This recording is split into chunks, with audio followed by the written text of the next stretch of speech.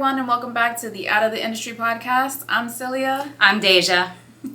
So, Deja, how was your week this week? It's been busy. I just got back from Bristol, Virginia, working, so it's been crazy. I just missed my bed. I feel that. Yeah. Well, I will have to say that I missed you last week because I almost died trying to pull that episode off by myself.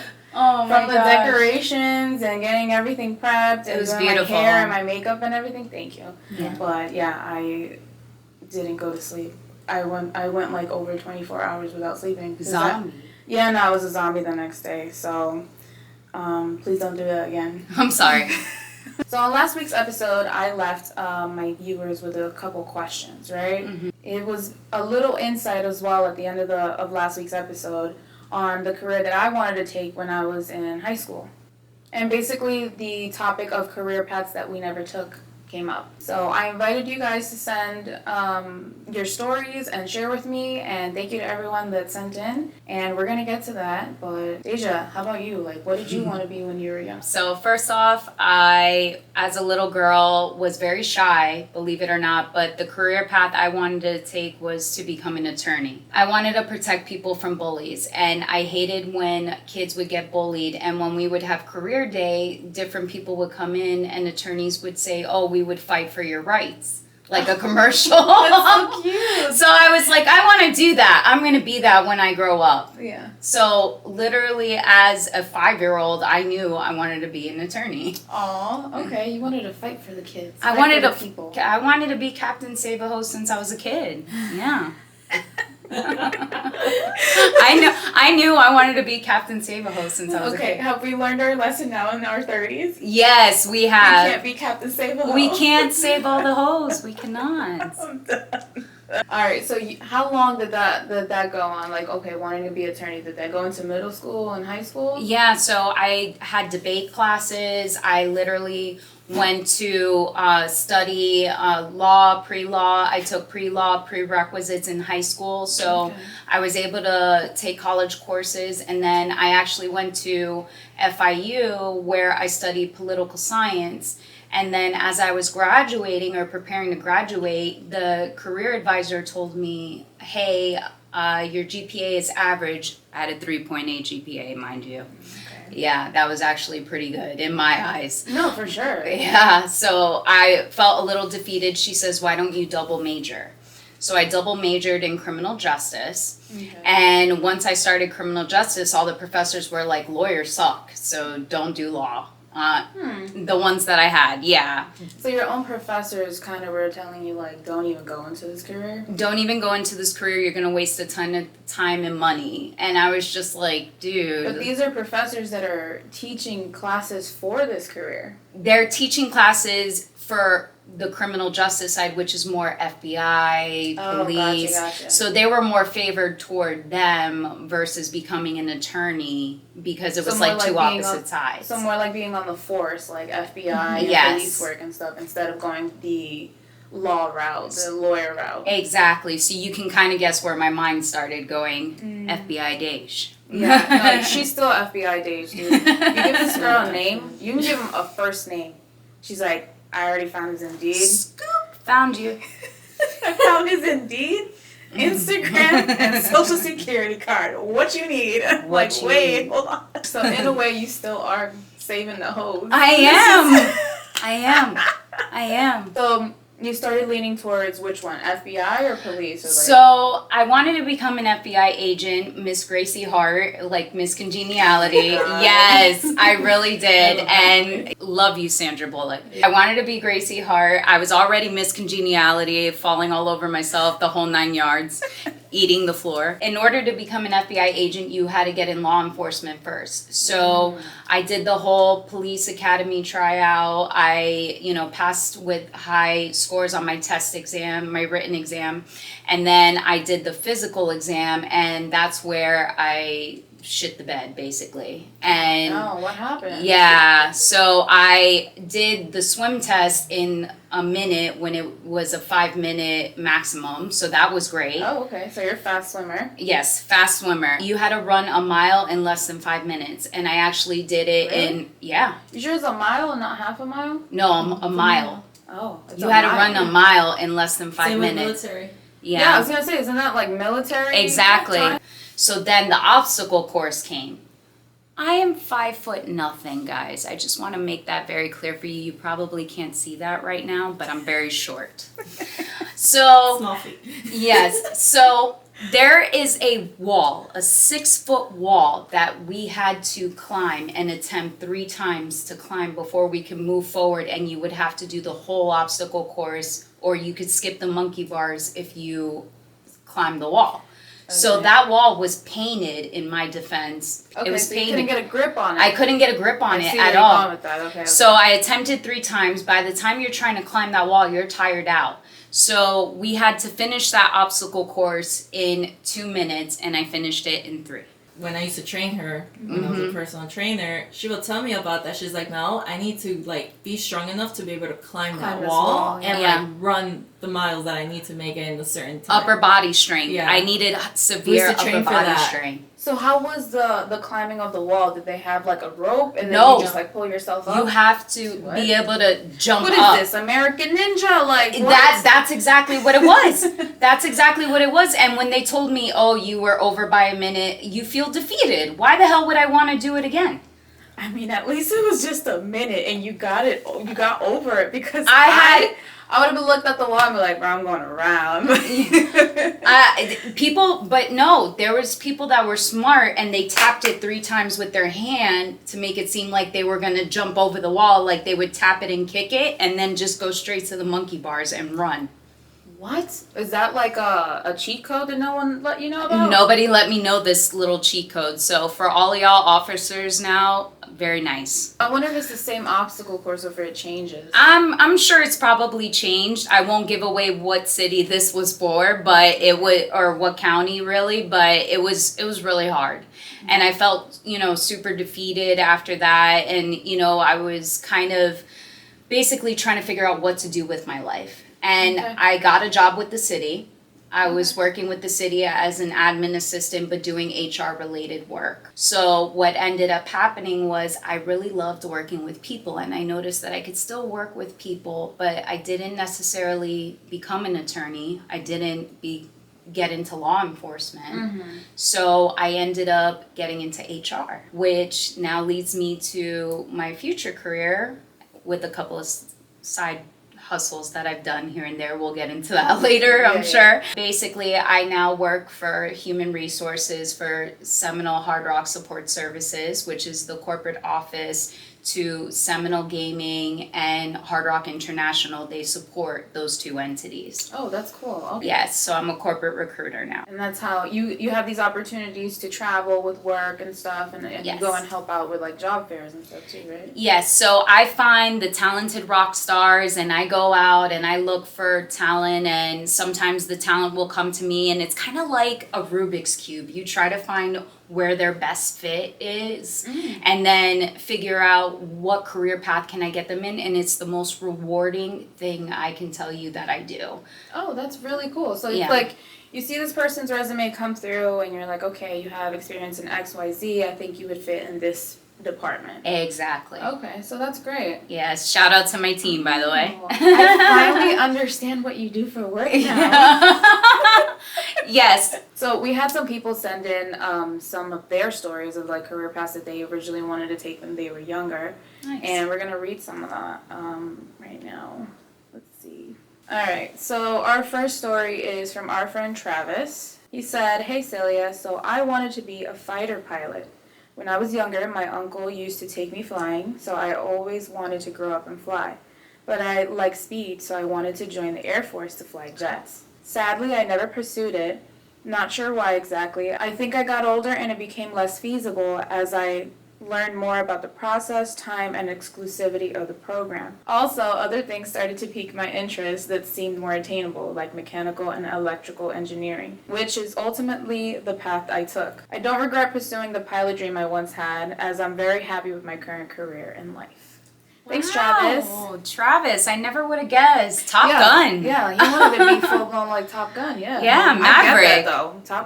Top Gun was the shit, and then the new one even better. Yeah, Maverick was badass. Yeah, can't even imagine the adrenaline you must feel being the operator of one of those jets. Yeah. Like, I mean, the air show was just this past weekend, and you catch a glimpse of the airplanes going by, and you're like, man, those guys are moving. Like, yeah. how cool would you that can't be? help but just like, Yeah, that's all you do. That's all you do at the air show. You just gawk up to the sky and you're like, wow. who else you got? So another person that submitted is Amani. Hey, Amani. Hey, girl.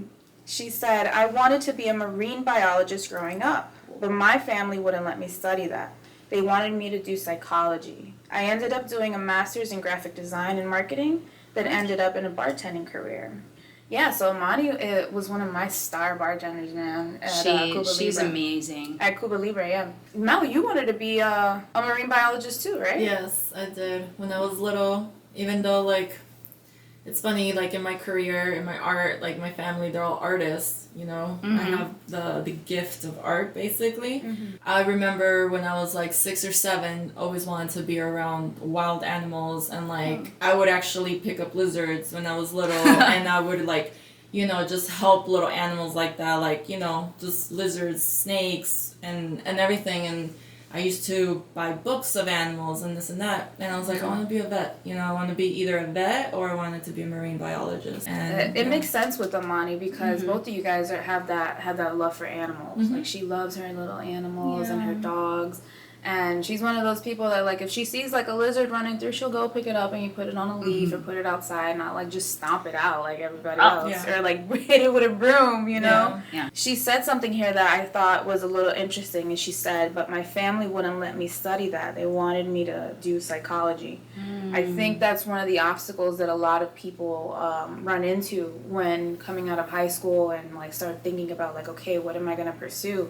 Family is a huge influence on what your decision is going to be, right? So that kind of happened with me. My mom was, like, really pushing, like, hey, you know, you should go for business administration, something a bit more feasible.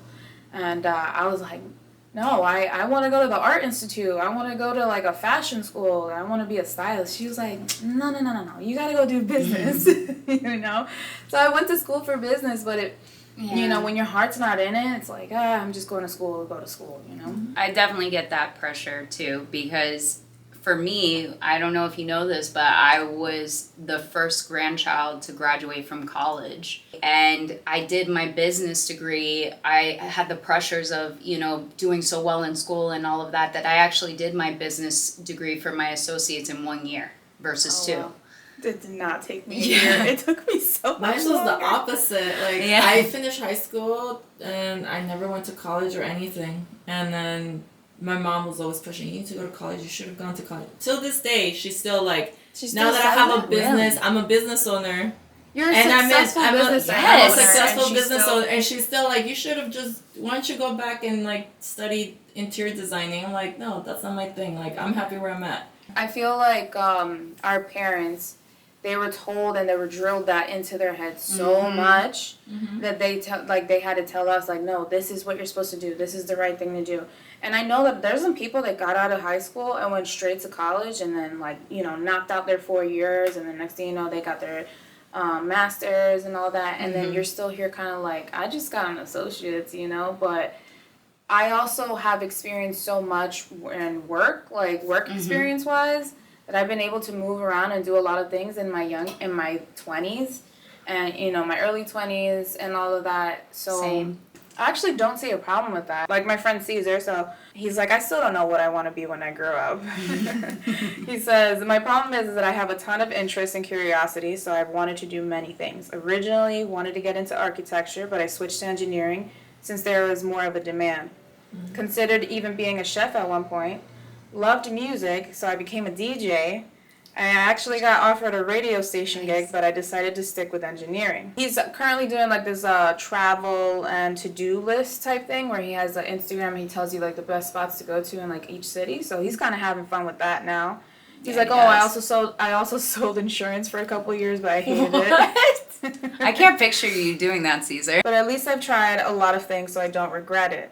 So then I asked him, I was like, so what about in high school? Like, what really piqued your interest in high school? And he's like, high school, I don't really remember, but I remember being super undecided. And I struggled with it. And he was valedictorian of his class. Wow. He says, I remember actually I wanted to be a graphic designer and a computer animator, which is why I took all the design classes that eventually took me into engineering. But he didn't get to do the creative artistic parts because the programs that he needed weren't available yet. He still, he says he still likes to get a little creative even now. His t-shirt brand that he does on the side too, so he still gets to channel his creativity. Yeah. I'm very much that type of person as well. Like a lot of people have told me like, oh, you're like a jack of all trades. You've done a little bit of everything. And I was like, yeah, I kind of like that more than just like I stuck to one thing. For I've done 15 years, I worked in a beauty salon. I was gonna join the Navy. Oh my god! I swear, you imagine Mel in the Navy? I worked also insurance at one point. Another person that submitted their story, I actually thought it was really funny. My friend Stephanie from New York. She said that when she was younger, she was in the nail salon with her aunt. The nail tech asked her like, "Oh, honey, what do you want to be when you grow up?" And she goes, "I want to be a stripper." Dead.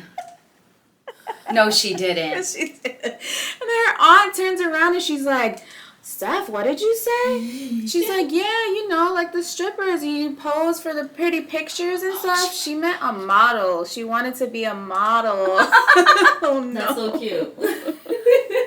Coming to the stage. Oh my god, coming to the stage. I don't know what her stripper name would be. I have no idea what her stripper name would be. I don't know. Have you ever thought of a stripper name, by the way? I loved Players Club, so I always loved Diamond. Diamond? Yes, I did. That goes with you, actually. It does. Diamond. It does. Because I'm a blingy person. I imagine Dej being Diamond and she just comes out studded, like studded. Everything. She got the shine bright like a diamond. She has the heels with the rhinestones and the rhinestone little bag and everything. You already know. That totally makes sense. My nickname is actually a commonly used stripper name. And it's Cece. Cece, yeah. It was funny because whenever I would bartend at Scarlett's and there was a dancer named Cece, everybody looked at me like, you're going on stage? I'm like, no. But I think it would be funny if my name was Aquafina. Oh. I like you that. do love the water. I like Aquafina. So. Yeah, I'm a water baby. Yeah, you do love the beach. And now coming to the stage, Aquafina. Can you please have a mermaid tail? Just saying. No, that's just weird. That's pay extra for that because that's like people with fetishes and shit. Yeah. What side hustles did you have? Or not side hustle, but like what are your like little in-between jobs that you had? So, believe it or not, I hate costumes to this day. Do you want to know why? That's not true. You love dressing up for I love dressing up for Halloween, but I hate buying costumes because I used to work at Party City for a couple of years. Oh, okay. Yeah, so if you come to the store, I would have to help you get costume 210. Oh, I don't like that one. Can you get me this costume? Can you get me that costume? Can you get me this? Yeah. Can you go on the top shelf? Can you see if it's in the back? It was your job. It was fun as a kid, but at the same time, it taught me a lot of patience. And beside that, obviously, one of the things that taught me patience was I worked in a kids salon. And I wasn't a stylist, but I did manicures and pedicures for little girls. And how cute. I did photography, which I really enjoyed, hence director, producer. Yeah, I really enjoyed that job a lot, and it helped me pay for college, a lot of these jobs. And obviously one of my favorite jobs where I met you was through bottle serving, cocktail waitressing, and being a bartender. That was my favorite. Yeah, Deja is a product of all of my incompetency. Thank you, Yoda. Alright. I trained her how to bartend. I taught her how to get behind the bar because when she got hired, when we worked at Palladium together, she came in as a waitress, and then she started showing interest that she wanted to be behind the bar, and I was like, I'll train her, no worries. Great, you have to bow to your sensei. Thank you, Mr. Miyagi. Now that we're talking about pouring and mixing, I have a little story time. So me, Deja, and Mel went out to, I'm going to say a local bar. We went out to a local bar on Saturday, and I just wasn't in the mood to drink, Like, I've cut back a lot of my drinking, and, I still wanted to hang out with the girls, but I just didn't want to have a drink. So that I didn't look awkward, I decided to order a cocktail from the menu, but I just asked the bartender to please omit the gin that goes into the drink. I think mocktail. Yeah, right. The drink was called like Art Basil. It was like, and it had like gin, Saint Germain, cucumbers, basil, and like lime juice. Like a refresher. Yeah, exactly. Yeah. It sounded very refreshing. So I was like, can I have that? But please just take out the gin. Technically, it's not 100% mocktail because it still had the Saint Germain in it. But since it's a liqueur, I was like, whatever. It'll give it the ginger taste, so it's fine. So I don't know. Like the bartender was kind of giving me shit about ordering this drink with no alcohol in it. So he makes it. Or so I thought, and I go to try it, and it just tasted like lime juice and soda water. I asked him, I was like, hey, can you please put a little bit more simple syrup in there? I don't want to be a pain in the ass. So he, as I'm asking him to add more simple syrup, he's just shaking his head, and he's like, this is why you don't change the drink.